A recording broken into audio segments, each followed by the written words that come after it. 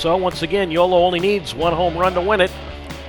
So Jose would like to send everybody home happy here. And Gonzalez swings and drives one deep to right field. This is going to be a home run, and that's it. So Jose Gonzalez ends up winning this one with a home run. They just doused Gonzalez with ice water right around home plate. Hello everyone, welcome to another episode of In the Ballpark. I am your host Michael, and today we are recording live from Davis, California.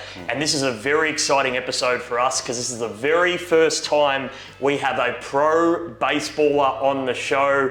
A big introduction to Jose Gonzalez, who is currently playing for the Yolo High Wheelers this summer.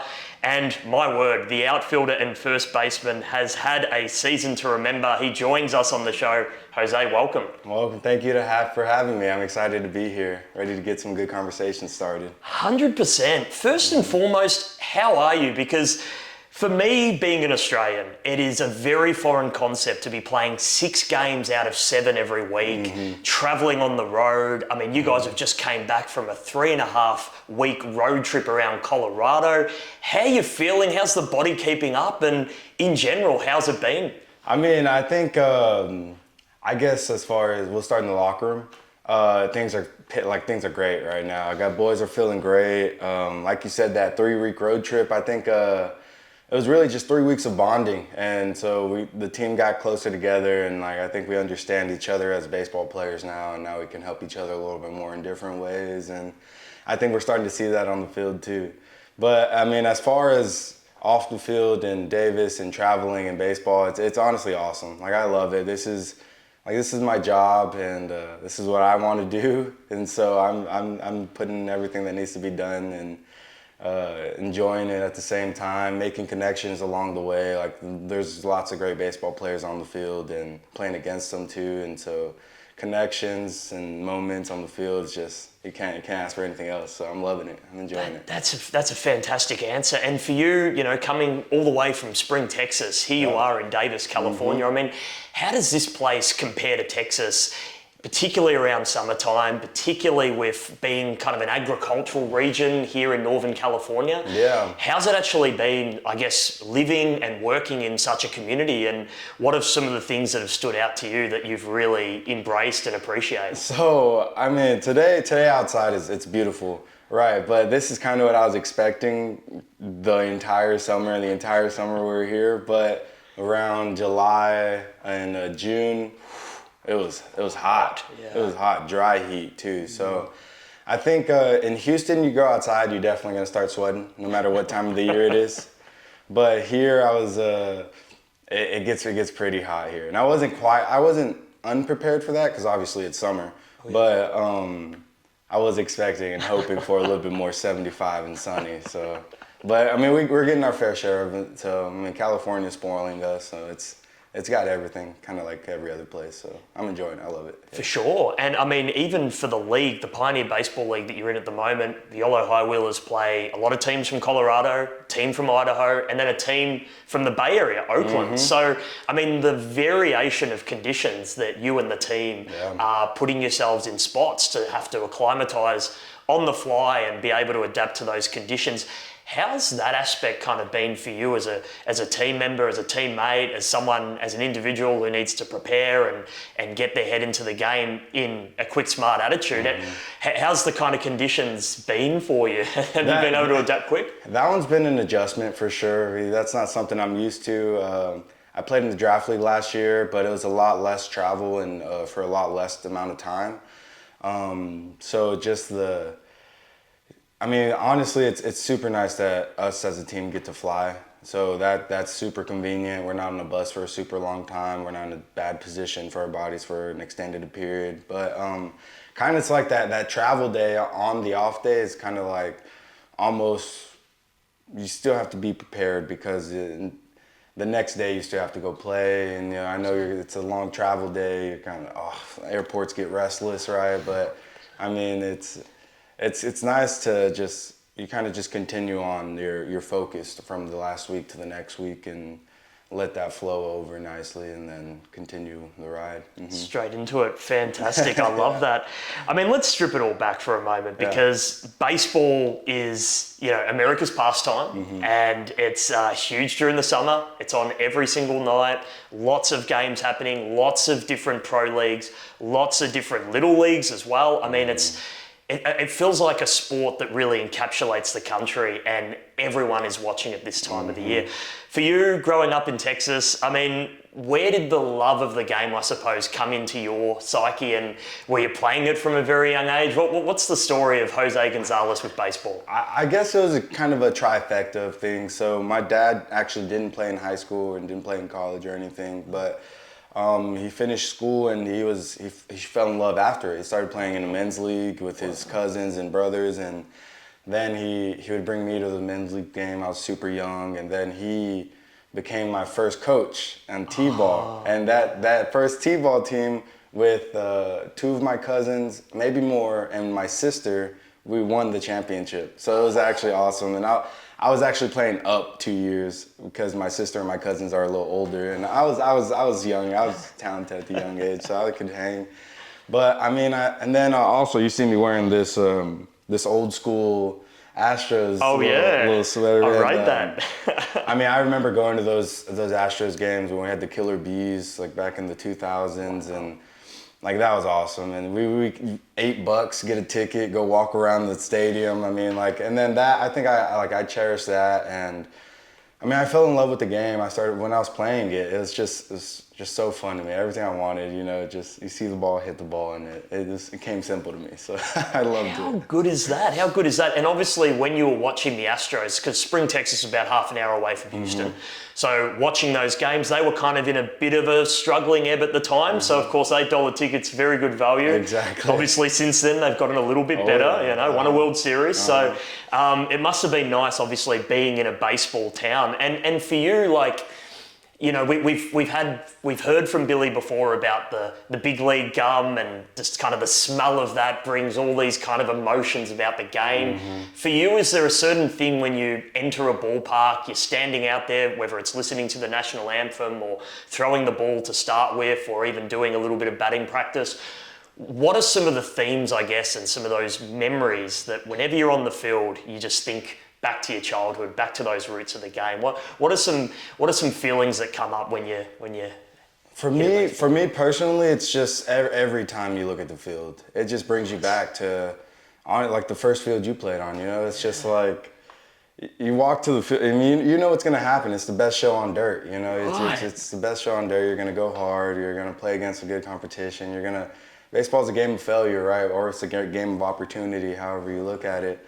And I appreciate baseball for more of the lessons it's taught me and more of the discipline and all the other things off the field it instills in you. So that's exciting. And just as far as like showing up to the ballpark, and honestly, another thing about the childhood aspect is the game keeps you young. Like these guys in these locker room are hilarious, man. Hilarious. Like I'm a good locker room guy, but man, like Blackford, Angel, Marine, we have Zalaski. I mean, we got characters on this team. And so showing up to the ballpark every day and, something's crazy or something funny is going to happen. And that keeps you young too, for sure.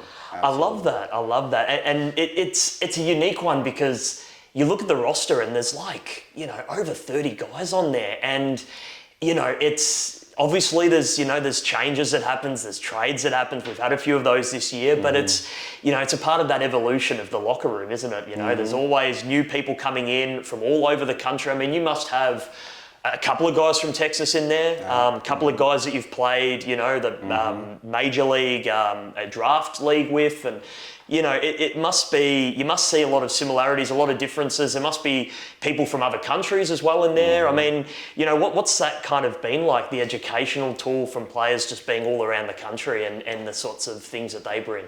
Well, that thing is, I mean, that part of the game, it's honestly just beautiful.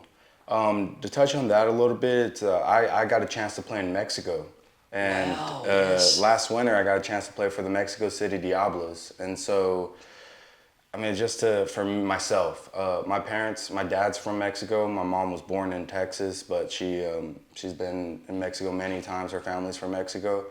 And for someone like me, I've been to Mexico a handful of times and when I was younger. So to go back at an age where I can experience it to the full extent and really appreciate the country where I came from. You know, I know I was born and raised in America, but my roots started in Mexico. So to see that and experience that, and it's beautiful. And then, like you said, guys from other countries, we have Figueredo from Venezuela. We had Marine and De La Cruz that come from Dominican Republic, and so that's awesome. I'm surprised we don't have any Australians. I know, right? what's going on? We've got to grab some Australian players. Let's do it.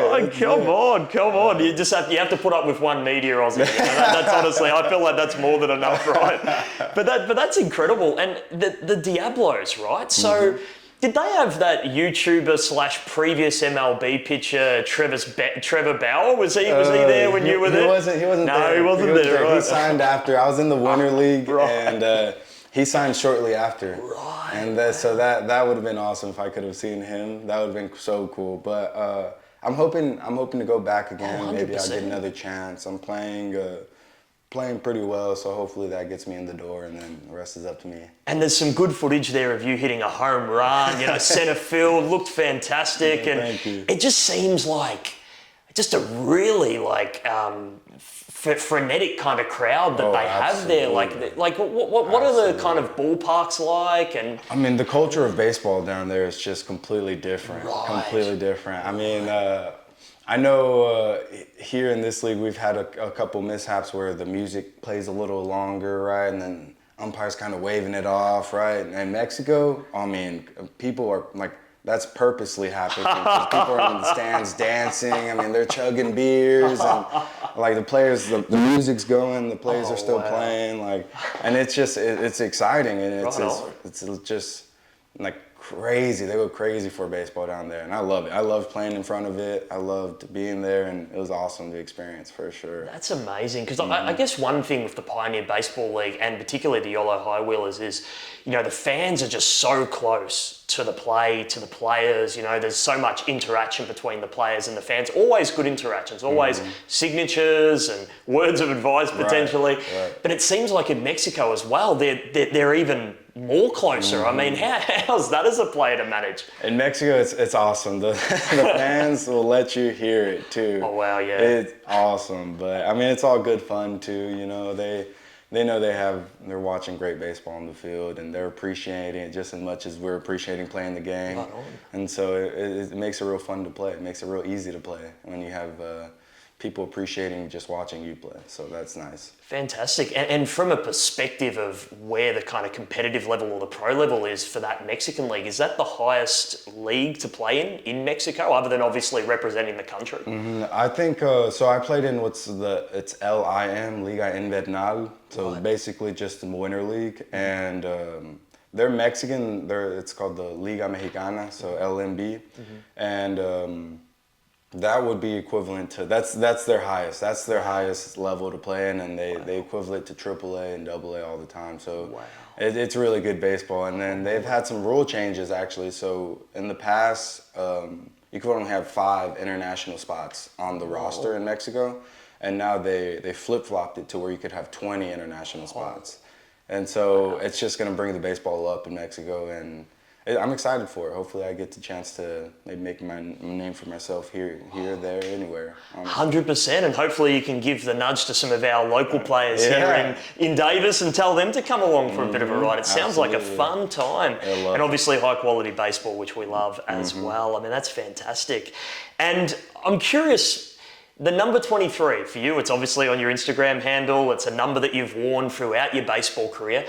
What does the number 23 mean to you? Is there a meaning? I mean, obviously number 23 is synonymous with some of the greats of sport. MJ, you've got obviously LeBron wearing it at the moment. I mean, is there thinking behind it, or is it just a number that feels comfortable with you on your back? So when I was younger, I was fortunate to have success at a young age. So I was a prospect at a young age, right? And so I had this I mean, I was maybe 13 playing with 18-year-olds, right? So I had this coach who was an 18-year-old coach, and I looked up to him. Like, I thought he was awesome. I think he was a volunteer firefighter, and it's when he wasn't coaching. So like, I thought this guy was awesome. And he had tattoos, and I was like, man, this guy's a firefighter. He got drafted, and he's coaching me now, and played for the Brewers, and so.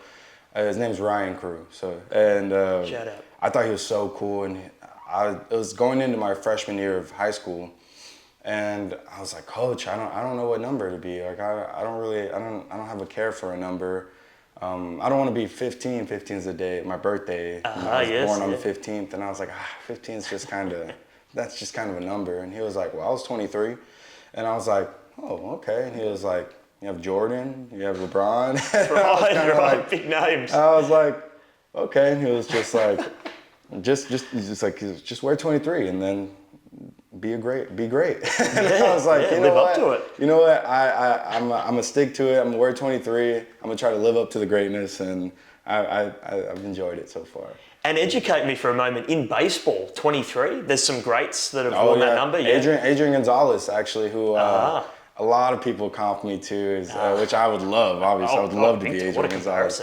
A funny story is one time in Arizona, we were playing like a travel tournament, and I had some Dodger stuff on, and it was at the time Adrian was playing for the Dodgers. Wow. And somewhere, I may have been in the movie theater or something, and someone came up to me and was like, are you Adrian Gonzalez's son? And I was like, oh, no, actually, he's my uncle. I'm here playing in the tournament, blah, blah, blah. And they were like, oh, can we take a picture? It was so funny. Not reading out of your hands it for was so funny. It was so funny. Everyone there was like, that's so funny. And I was like, I had to do it. Had to do it. Come on, you got the Gonzalez name. Exactly.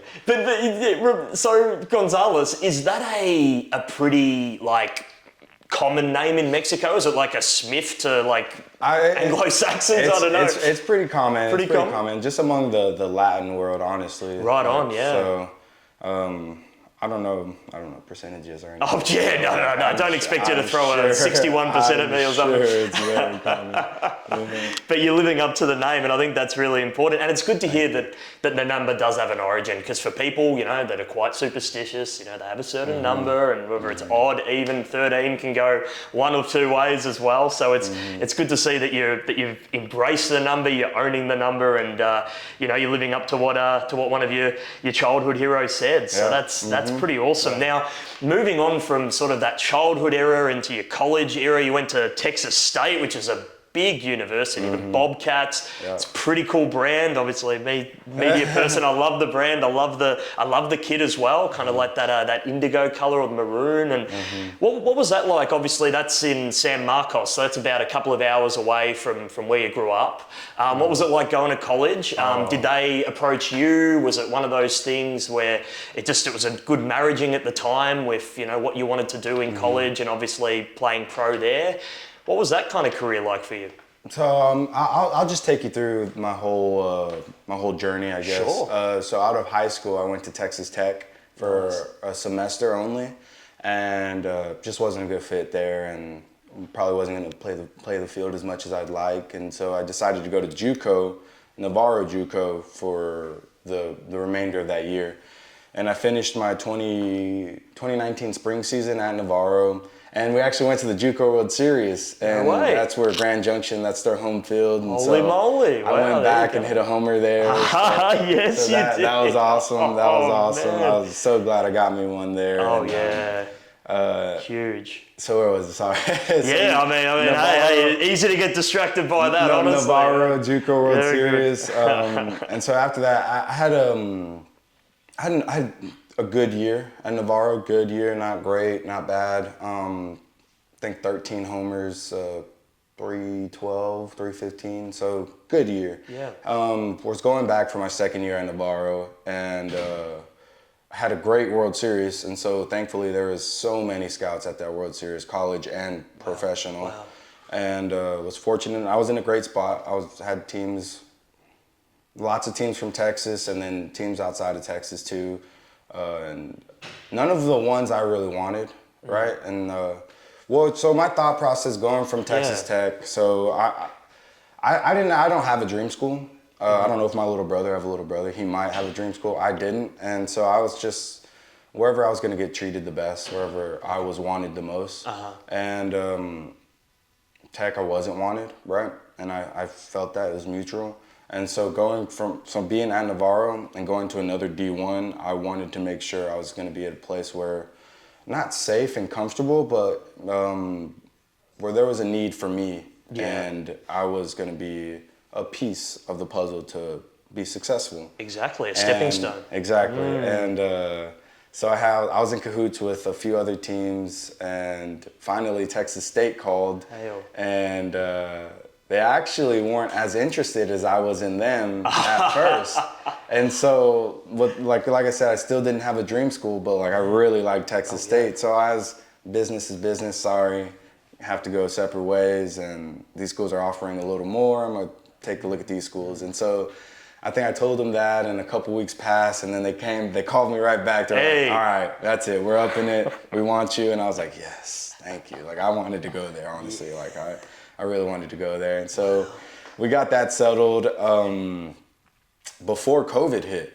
Oh, wow. Yeah, so that was in 2020. Gee. And so I committed in the fall of fall 2019, and then spring 2020 is when COVID hit. We got shut down, everybody went home. And it was kind of interesting because those seniors at Texas State all got the year back. And so there was a big-time senior playing my position, first base, left field, left-handed hitter, who basically that's who role I was gonna try to fill. And so then COVID hit, they get the year back, and I kind of called the coach, and I'm like, do you still want me to come? Like, what's the deal? Am I still like committed? Like, what's the deal with the scholarships? Like, what's gonna happen? Blah, blah, blah. And he was like, I was like, just come, like we want you here, we'll figure it out later, like we gotta get you and like we need you to be a Bobcat. And then, I was like, you know what, like he's coming back, I trust myself as a player, I'll earn it, whatever happens. And so pecking order kind of stuff. Yeah. And so I went for, I guess I got the year back too, so it would have been my sophomore year technically, in 2021.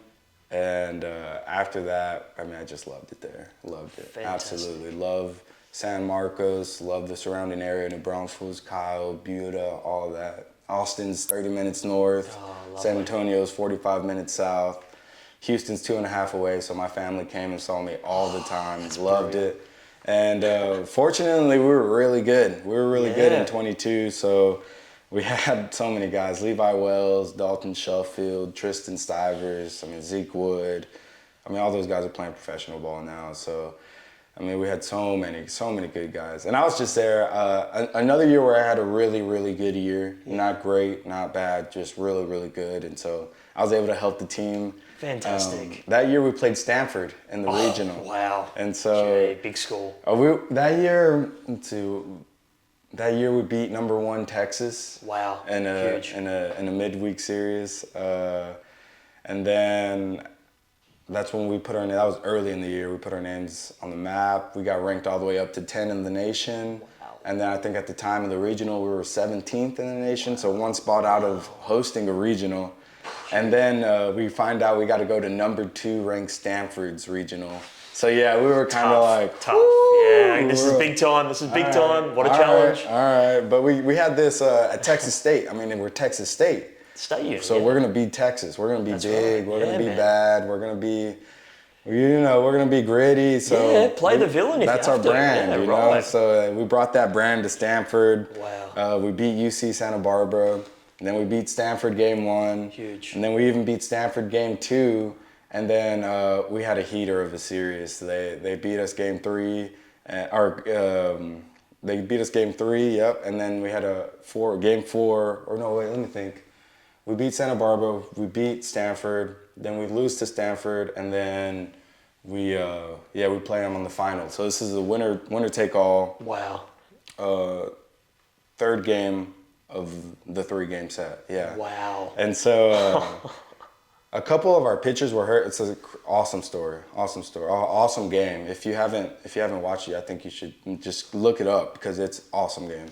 And so our coach was we were in the pregame meeting, and We'd use our starters because it's a weird. Regionals are always, play or lose, play. So our arms are always being used, and so a couple of our starters were down, and a couple of arms were just tired, and so Tristan Stivers, stopper of the year, led the nation in saves, and just was absolutely. If he came in, checkmate, right? Right. So our coach was kind of like, he was the only arm that was ready to go, good to go. Right. And our coach was kind of like, mind you, he's been a 1 inning, 2 inning guy the entire year. And we have 1 game left to play. And our coach is like, let's just start him. Start him? Let's start him. See anything he can do? Yeah. Let's whatever he gives us, we'll figure it out from there. And sure enough, the guy wakes up and he finds out he's starting. He's like, he's like, I might go. I think I might go 7 shutty today. And we're like, confident kind of thing to say. Good one, we see you. Sure. You're like, we see you, good one right there. Just stick with that mindset. We'll see. And then sure enough, he's on the mound and he's just doing his thing, cruising. I think he gave up 1 in the second and then cruised through 7. Whoa. And it was a 1-1 game. All the way into the 7th, all the way into the 9th. So he came out in the 8th, and then our one of our starters had pitched a couple days before, came in for 1 inning, struck out the side. Awesome. Huge. And then we go into the bottom of the 9th, we load him up, and then get a go-ahead 2-run single. So we go up by 2, and it's the bottom of the 9th. We're coming in, and we're excited. Our starter that just struck out the side is going back to close it. Wow. And we're saying, all right, just 3 outs, right? And this is where the story gets hard to tell. So Zeke Woods on the mound. He's a great pitcher. He's throwing fuzz, absolute fuzz. And he struck out the side. And I can't remember the order, but throw fastball, boom, bomb. So it's now 3-2. And bottom of the 9th, Stanford hits a bomb, but Stanford's home, so Stanford's we're trying to shut it out. We're trying to close the door. Yeah. And they hit a bomb, and we're like, okay, whatever. Whatever, it doesn't matter. We're still got 2-run lead, and then back to back, next pitch, bomb. You're kidding. Yep. So now it's a tie game. Now it's 3-3, and we're like, wow. Okay. Shit, just like that. Just like that. Just like that, tie game. They come back, they're fired up, and we're like, you know what? We still got 3 to get. We go score some more. And, they just, that's why they're number 2 team in the nation. You saw it in their bats just flip. They were on this, on that, on that. It didn't matter what we thrown or who we were throwing. I think they would have finished the game. They had a couple good at bats. I think a single and then a walk and then a walk-off hit to me actually. So a ground ball to left field. I fielded it, throw it, and runner scores, safe. They walk us off. Oh no! Yeah. Ouch. Our last game of the season. That's the beauty about baseball. Right. Get walked. You're never out of it. Yeah, never out of it. We weren't even supposed to be in that game. We weren't even supposed to be in that situation. They knew we were good. They didn't think we were that good. Yeah. But man, we loved it. We enjoyed it. It was tough, stung for sure. But what a memory.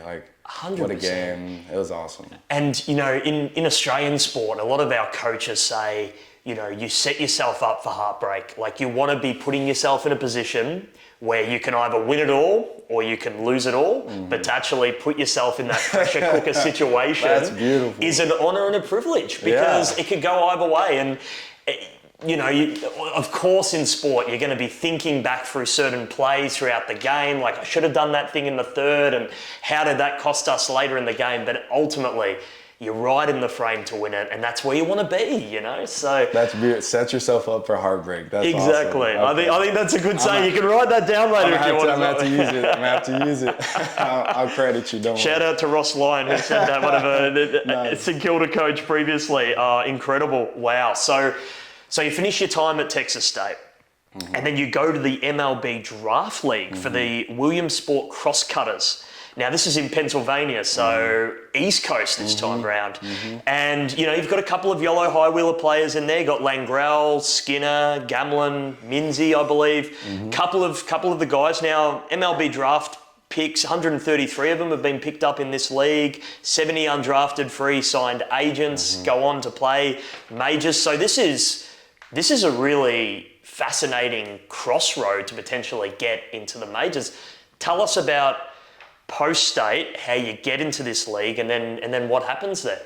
So post-Texas State, played 3 years there. Wow. Had really good numbers, really good, right? Like I said, not great. I mean, I think with times nowadays that the draft being cut in half, like, It's tough. It's tough, right? But I appreciate it because if you're on the list or if you are being watched, that means you have something, or if you've done something that sets you apart from everyone else. You're in the eye, absolutely. I think that gap, the gap is widened, but it should be widened, right? Like guys that earned it should deserve it, and they deserve it. So 100%. I'm okay with that.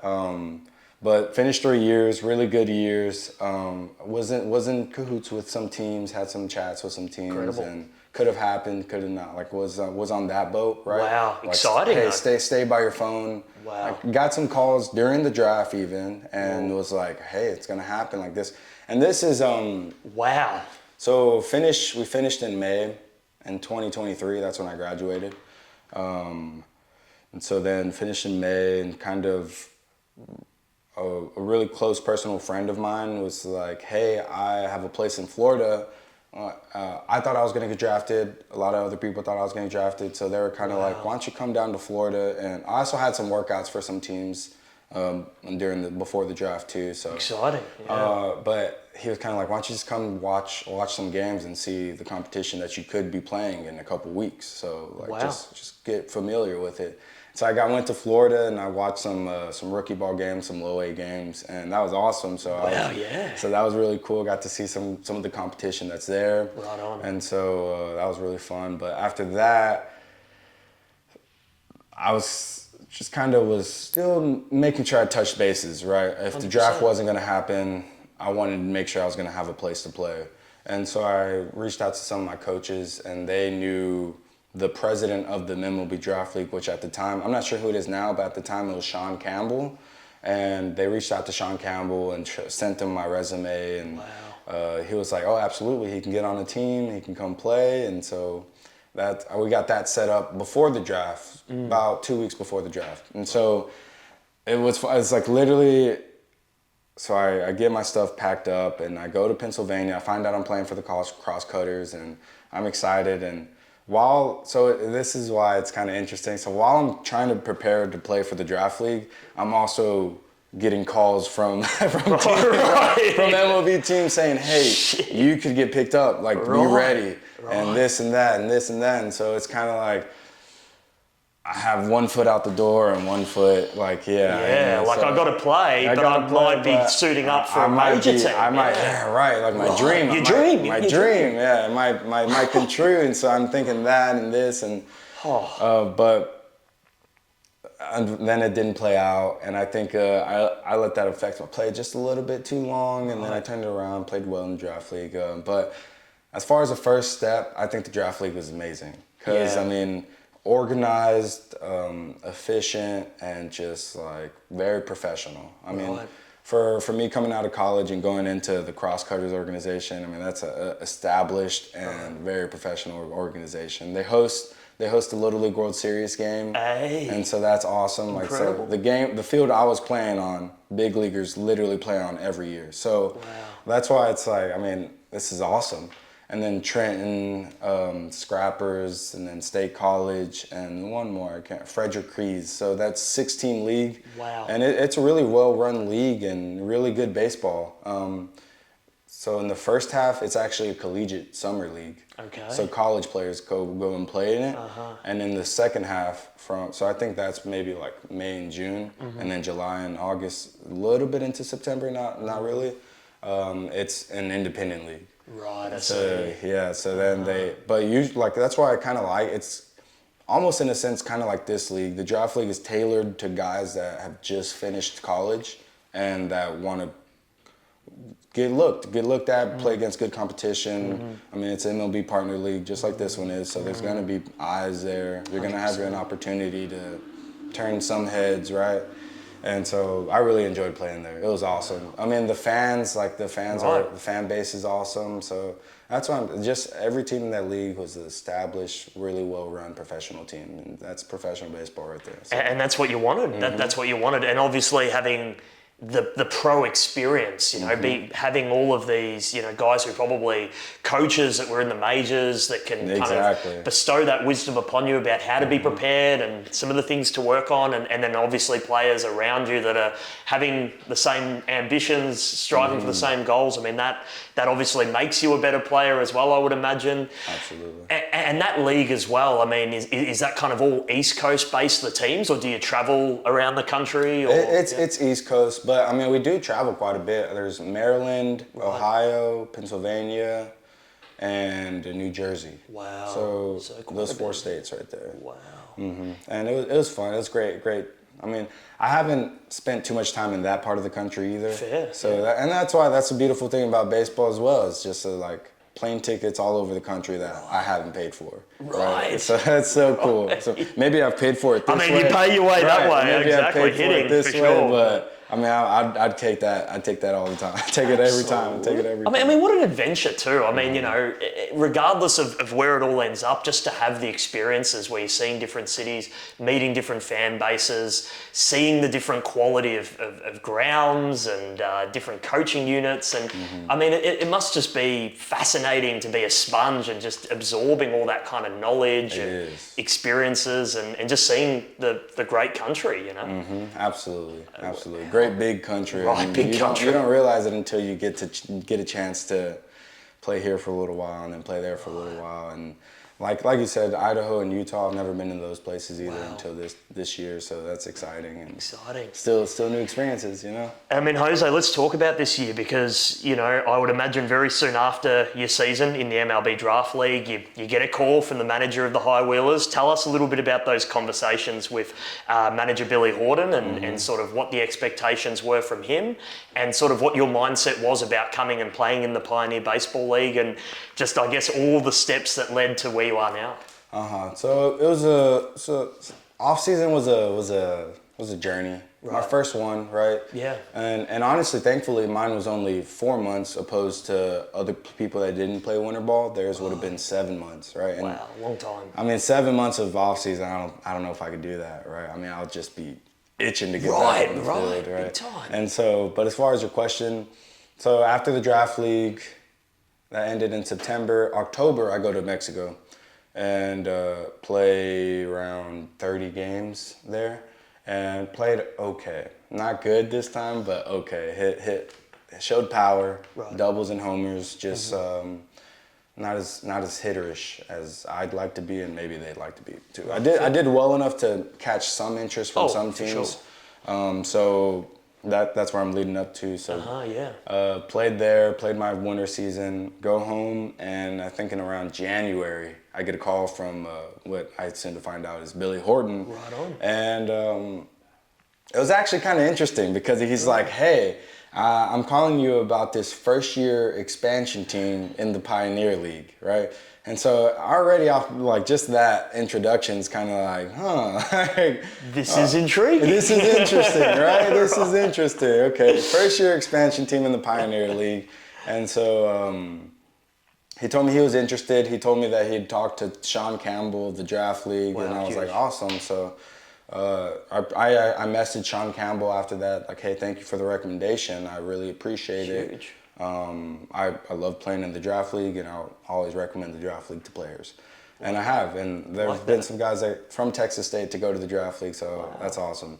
And so Billy calls me, and I tell him, because at the time I was still in cahoots with some teams from Mexico, and so I was like, Billy, I know, and then also I was seeking some wise counsel from some ex-players and coaches that I trust as well. Great. And at the time I wasn't sure if I wanted to maybe push Mexico and try to.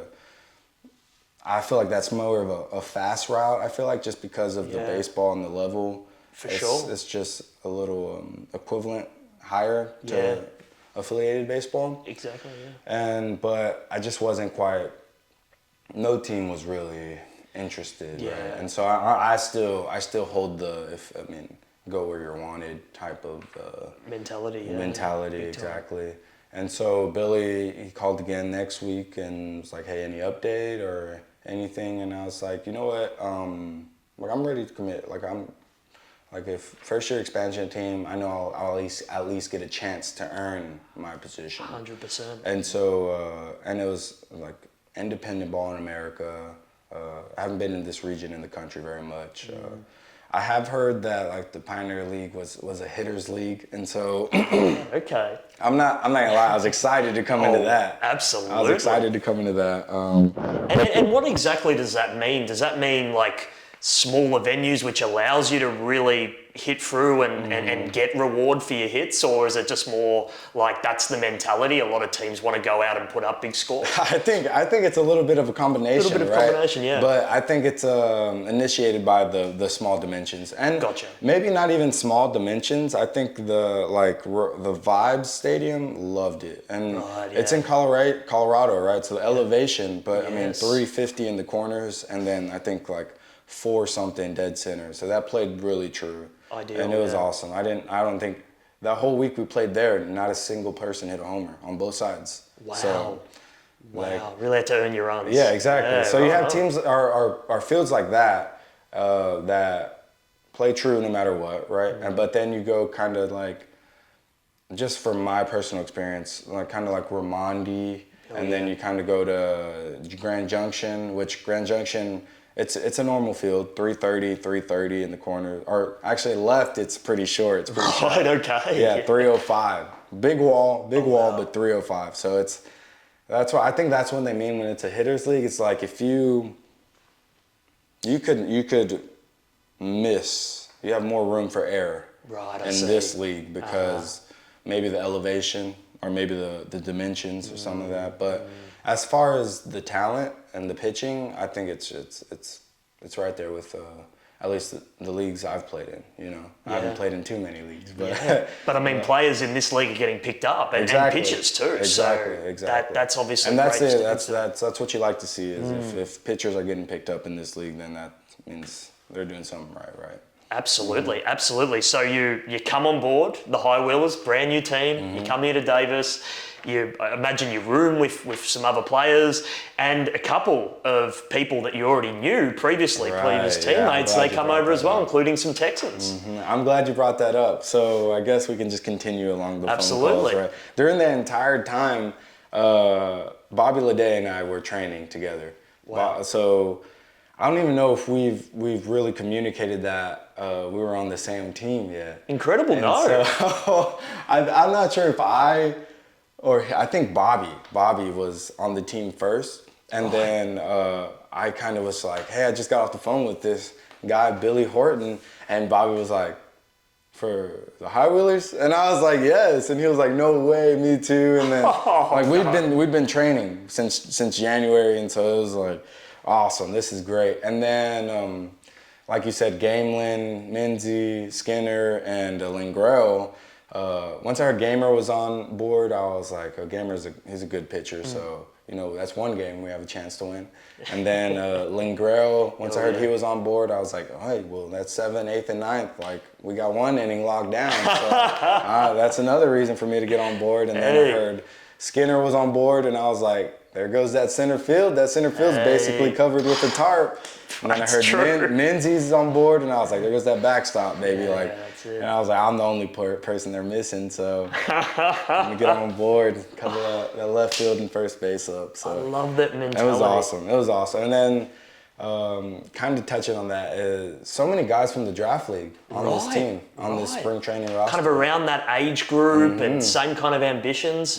I mean, that's got to instill some confidence in you that's the kind of team they're looking to build. I think we molded so well, just like you said, the young and ambitious team, and then you have the I don't know what to say, outside of the ownership and and stuff like that. So that's it. It makes it even more exciting, right? Right on. Because it's just a little bit more of a chip on your shoulder, I guess, but like the team rallies together around so many things of that sort. So. And and the good thing is about that ownership kind of thing, and we can delve into it a little bit in the sense that Yolo and Oakland, they're owned by the same owners, and so there's going to naturally be a rivalry. Yeah. And where the season's placed right now, I mean, second half standings, we are quite literally competing for a playoff spot against the Oakland Ballers. Right. And they are our Californian counterparts. So it's just, I don't know if the script writers could come up with a better script for the second half of the season, but it means that every game, every result means something, which is what you want. And I'm just curious, obviously, like, your high wheeler career has been short so far, but there's been a lot that's happened this season. Do you have any kind of highlights or, I guess, games that you look upon that seemed very significant to you? I know that there's so many games that happen, but for me personally, I was back here in Davis watching that very first game, the opening night for the Oakland Ballers, and we went into that game with a mentality to spoil that party. And you did something pretty remarkable in that game, broke some records. I'm just curious, and it might not, does that game stand out to you and the team as like a real sort of instill yourselves with confidence, go into the place, get the result, and kind of stir some emotions around? I mean, what was that night like for you? Oh, absolutely. I mean, it was absolutely just filled with emotion and just an intent to, spoil the party. And I'm so glad we did. And we did it in such a team fashion. And everyone was on something to that. Like, everyone was on like whatever pitch he was throwing. And actually, the starter was my buddy from Houston. Oh, no way. His name is Derek Cherry. We grew up playing against each other with each other. And then even in college, he went to McNeese and U of H. And so Texas State played both those teams. So it was fun.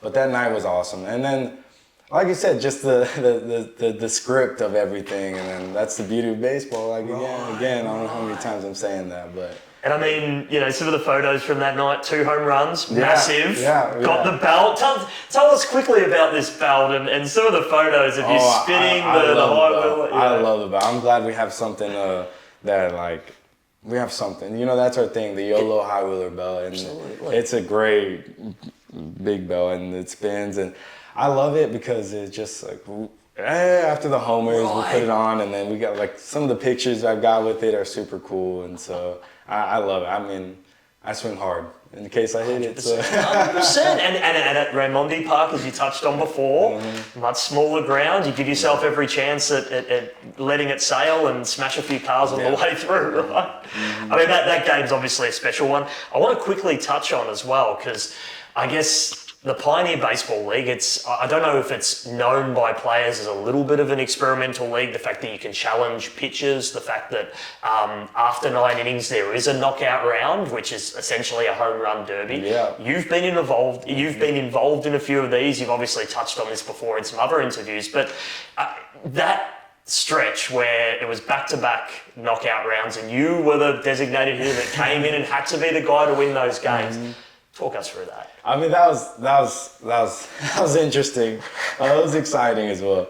I can't remember who was that against again? It was against Oakland. Oh, was it against? It was against Oakland. Oh, you're right. I mean, obviously hard-fought games, right? Right. If we're going into the knockout round, that means we're tied. And we had to come from quite a way back to actually get the game. Oh, yeah, I think in that's that right. second one. I remember that. That was off of Richardson, too, so that was a pretty good pitcher.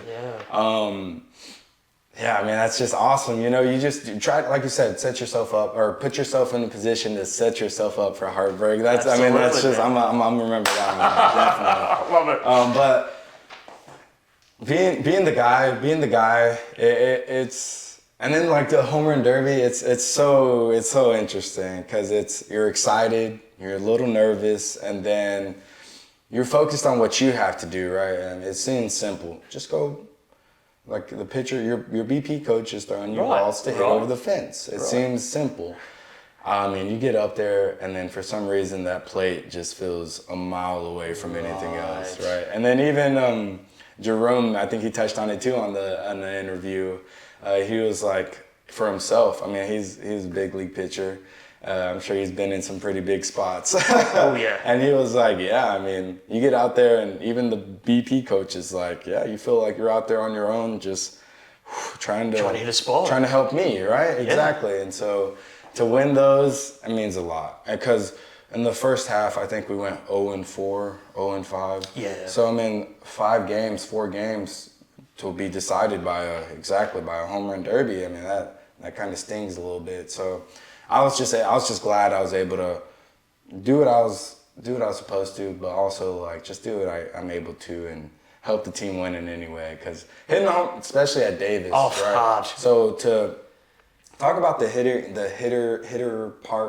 league. I mean, Davis is just the absolute opposite of every other park in the entire league, right? Every other park either has elevation or dimensions, and Davis is the one true baseball field, right? Where it's 310 in the corners, but it shoots out quite a bit to 385 in the gaps, and then 410, and it's where it plays like 410, it plays like 385, and you have to hit it to get it out. But I'm not gonna toot my horn. I don't seem to have a problem with getting it out at Davis. No. But it's awesome. So it's actually funny. So Boise's in town right now. Yes. And they're just absolutely baffled. They're like, "How are y'all not hitting 130 with like no homers?" Because it seems like for them right now, I'm sure it feels like everything they're hitting hard is just hanging up. That's right. Braylon Skinner's having a field day out there. And yourself, Exactly. Wow. So just a little more I wanted to add on that. Oh, 100%. No, I think that's important to note, because there have been knockout rounds where the fence hasn't been cleared at all. Yeah, exactly. So no one hits a homer. It's hard to do. Whereas you look at somewhere like Raimondi Park, and recently there was a score of 31-5, which is just absurd. I mean, that is a very high score in baseball at any level. Wow. So, it's I'm not saying it's easier, but it's in comparison to Davis, it's clearly a more home run friendly field. But that's a fascinating one. And I guess for you, having such a successful away trip, I mean, that must instill you with a lot of confidence that you can go on the road and pretty much, replicate what you're doing at home. One of the most successful stretches in your career already on the road. That one it was interesting, honestly, because like you said, I was playing well. I don't think I was playing to the best of my ability, but I honestly, I got home and I was able to kind of get back to my regular routine. And then I didn't even realize how far off I was from maybe just neutral, right? Like some things were kind of going just going in different directions than I wanted. And then I got back and kind of got back in the lab and got back to specifics. And I was like, wow, you don't realize how much on the road, not having your own space and not having your own, cages, weight room, stuff like that, and you don't realize how much that affects you, even if you feel good, right? Because I felt good on that weight trip, and I got back and I got to working on some things, and I feel even better now. So now it's like, watch out, rest of the competition. Exactly. Shit, that's incredible. And I mean, just to put it all into perspective as well, I mean, like most of the teams that you've been involved with, particularly from, the draft league to now, I mean, there's a lot of good IQ within the four walls. I mean, you touched on Jerome, pitching coach, played with the Giants, massive name there. Gary Davenport is another name synonymous with a really golden era at the Giants. And then Billy Horton's had his touches with the Giants as well. So, I mean, you've got some serious brain, power within the four walls. I mean, for you, how do you kind of, I guess, get the most out of that? Does it come pretty naturally in just you striving to be where you want to be, or do you really lean on some of those guys around some of the really small tweaks you can make in your game? I think for me personally, it definitely just is. I'm almost like addicted to information and just trying to get better and just trying to find an edge. And so, I mean, Jerome Williams, a big league pitcher for 10 plus years. I mean, where can you find where can you get some better information, right? So I'm always picking Jerome's head about little things like tendencies, a hard take, a swing and a miss, or maybe a pitcher's positioning on things. So Jerome just has so much information on so many things. So I'm always trying to pick his brain. And then Davy is the same way. I mean, he's been around the game for however many years he has, and he just absolutely has touched like so many lives that have been great, right? And so to learn from Davy too is we love Davy. We love Davy in the locker room. He's like our. It's like if Davy gets tight, or if Davy is like, hey, come on, like we know, okay, all right, we're messing around right now. It's time to lock it in right now, because I mean, it's just like he said, he's been around the game. He knows when kind of things are going certain ways, and so he knows when to turn it around real quick. And then just, I think the main thing about Davy is just like he's been around the game for so long, so I think one thing he's big on is routines. I love that. And so every day we get on the red machine, and it's Davy's personal little red machine that shoots ground balls. Oh, awesome. And so we start with front on our knees, front hands, and then like front tags, and then back hands on their knees, and then we go through a progression, movement, and then I'm first baseman, so I go through picks, and like we do that constantly. We've done it for the entire season now. Wow. So just like, I'm sure to us it feels the same, right? For sure. But like, imagine how much we've gotten better just from repeating those motions. Muscle memory. Exactly. And so I think that's the important thing about Davy is just like he really hones in on those little things as far as habits, good habits and stuff. So that's all. Like, and that's what you said. There's within the four walls. There's just so much information. So just being able to play a full season for this management team is just huge. Exactly, like you said, so much information you learn, and then it's just like now it's like, wow, now I get to use this for the next game or the next season, and then after that. So 100%. Awesome. And it just feels like within the four walls of the Yolo High Wheelers that there is this untapped potential of like, what can we be? You know, this is our first season. You are one of the front runners as far as like trying to build a culture here in Davis, you know, and really instill the community to get behind this team. Right. And so a lot of you guys are doing things for the first time. And so I guess there's still a high expectation on where you guys can go, which I think is brilliant. It would obviously spur on a lot of success. It's like first half of the season, not bad. You know, we got even or we broke even, but second half, let's really bunker down and see where we can go, see if we can play in playoffs. So already that culture of success, I feel like it's already there. And, you know, we're on a run at the moment as we talk of, what's that, 7 games in a row? I'm not 100% sure what the streak is, but it's a good streak. Right. And it's much better than the opposite way. So, Exactly. I mean, the fact that success is a really big thing in the organisation must be good as a player too, to have that. hold you accountable, I feel like. And so we know we got to bring it every day, which is something we know, right? Like something personal we know.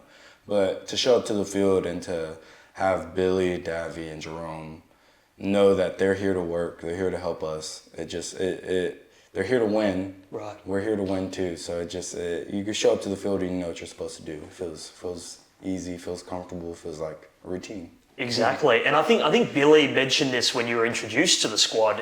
He mentioned that you were the model of consistency, and just looking at the starting games by position as an outfielder in left field, you know, 30 games you're there in that position. First base, 24 games you're in that position. And then, you know, in the batting order, you know, you're there 55 games, you know, batting at 4, I believe. And then, you know, 3 games, or should I say number 3, you play 6 games, 5, you play 5 games. So just something to mix it up, I guess, a little bit. But predictability in positioning for you, is that something that you guys discuss, or is it just something that naturally occurs because you know where you play your best baseball and where you bat the best? Is that kind of an ongoing discussion, or is that something that you drive? I think Billy has good sense of where guys like to hit in the order, because that's not something we've discussed at all this year. Okay. And so I've been in that 4 spot for quite a while. Oh yeah. Now.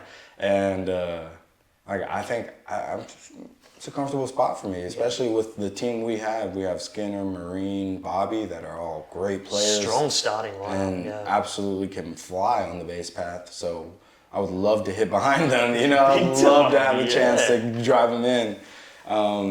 As far as position, we do communicate about that a little bit more, just to make sure everyone's ready to go health-wise, like plays-wise, and just positioning and as far as on the field and stuff. And so, I think he wasn't sure how well of a first baseman I actually could because not to toot my own horn again, right? But I feel comfortable over there. I like playing it, and so I think I kind of caught him by surprise on how well I could play first. And a lot of plays happen there too. That's thank you. Yeah, and then also I love it. It's so fun, and also in left too. I love playing left. Yeah. Going to track down balls. It's awesome. And me and Skinner being in center and left, we were there last year too. So. We have that connection. Already got that, right? That's what I'm saying. Fluency in the game and predictability is so important as well. Absolutely. And I'm fascinated, obviously, been a really successful season. I mean, you're leading the team for home runs. You and Bobby, trading that position. But team high for RBIs, that's another big one. You went on a 12-game hit streak as well, which is a huge one. And then obviously 6 homers on the road. So you've been bringing the best out of yourself, been getting the best out of yourself. What's next for Jose Gonzalez? I mean, Major League Baseball is obviously that elusive dream. I mean, how realistic does that then become in the off-season? Because I'm obviously fascinated, because it sounds like there has to be a certain level of business now with baseball players. They have to obviously have footage ready to go. They've got to be talking to scouters. They've got to be having those conversations with coaches. You mentioned it yourself, that networking tool is really important. Absolutely. It seems as much as it is backing up on the field, it's also a business in the sense that you really got to sell yourself, and you've really got to show the rest of the competition that you're ready to take that step up. I mean, how is managing all of that as well as putting up your best performance every single day? I mean, that's why I think this game just teaches you so many things that you can't quite grasp other than playing this game, right? Because like you said, the social aspect of it, and then you have the physical aspect of it. To merge those worlds together, it can be super challenging. And but I think one thing that's helped me is I've always had great advisors from a young age. I'm not saying like agents or anything. I mean literally just people that have been giving me advice since a young age. And I've been fortunate enough to have just great advisors, right? So they say things that I take into me, and like if you're a likable person, you're just gonna have more chances than other people, right? Or just like if you set yourself up to have, it's kind of like a thing where it's like if people are lucky, right? But if you set yourself up to be lucky more often than not, then people are gonna seem like, oh man, that guy's just super lucky, but they don't see the preparation that goes into hard work. Yeah, that set yourself up to it. So I think, like you said, having the film ready and having the connections and it's a lot on yourself as well, right? So if you're just playing well, that's great. That's one huge part of the aspect. But like the other half of it, the social and the fit, like having the film and having to be able to send. You can't have too much pride, right? You can't be afraid to be told no, because you are going to be told no. Oh yeah, you are going to be. It's going to be a lot of rejection. Yes, absolutely. And then after that, you just got thank you. Next, right? Next opportunity. That. Next, what could be an opportunity. Yeah, right. So it's fun, and that's why I think I've gathered some qualities that have just been absolutely valuable in just life. Right, exactly. All those life experiences coming together for one, and ultimately, like, this is your career, but also it's the thing that you enjoy doing the most, which is so important. So I think, from an outsider looking in, I mean, I've seen just how approachable you are, how much you smile, how much you connect with people. Those kind of qualities are very attractive for people just to get to know someone else, but even more so if this is kind of the person that you want in your organisation. You want leading, like if you're ever a face of an organisation, those kind of qualities are very appealing for just your regular fans. So definitely carrying yourself in that way will definitely get you more admirers than, say, detractors, So I think that's very important. And obviously the business side of the game is a good one. I don't know how true this is, but I noticed that you do some business related stuff in hitting, like coaching. So is that another factor of yours that you're very passionate about? You kind of want to see that younger generation coming through and instill some of your wisdom onto them? No, I absolutely do. And then just like I said, just the experience that I've had. I have a younger brother. Yes. I have younger cousins, and they're all just. They see me, and I have another cousin that played Division I baseball, so they see us, and now they're dabbling with baseball. They're playing t-ball, they're swinging bats, and so just the connections that I've built and the past that I've paved just for them, I'm already pleased with, and I can't wait to help them and just get them on the right track. I'm excited, and coaching is something I absolutely have a passion for. I mean, helping someone get to where they want to be I think it's beautiful in a sense. So you just get to see your own hard work pay off in someone else that is also putting in hard work. So it's awesome. Mm-hmm. And what a great kind of legacy to leave behind as well. I mean, you are forging your own career path, but at the same time, you are being looked upon as a real role model, not only within your own family, but within all the organisations that you've touched over the journey too, which is really important. And so I think it's a great way to continue to forge your way forward by just bringing people along for the ride and getting that buy-in too, which I think is really important. Jose Gonzalez, this has been a real pleasure to be able to talk to you about your career. It's fantastic to see you play every day here in Yolo and on the road. It's been a real privilege, and obviously good luck for the rest of the season. We're still well within the playoff window. For all the fans out there, just give us a quick plug where they can find you on socials and potentially your business as well. So you can find me on Instagram, Twitter, and TikTok at all that. On my Instagram one, it's Brother Gonzalez 23. So that one's simple. You can reach me there. You can message me, follow me, whatever you'd like. So thank you for having me, though. Jose Gonzalez, welcome to In the Ballpark. We'll have you on in the future. Thanks again for your time today. Awesome. Thank you. Thank you.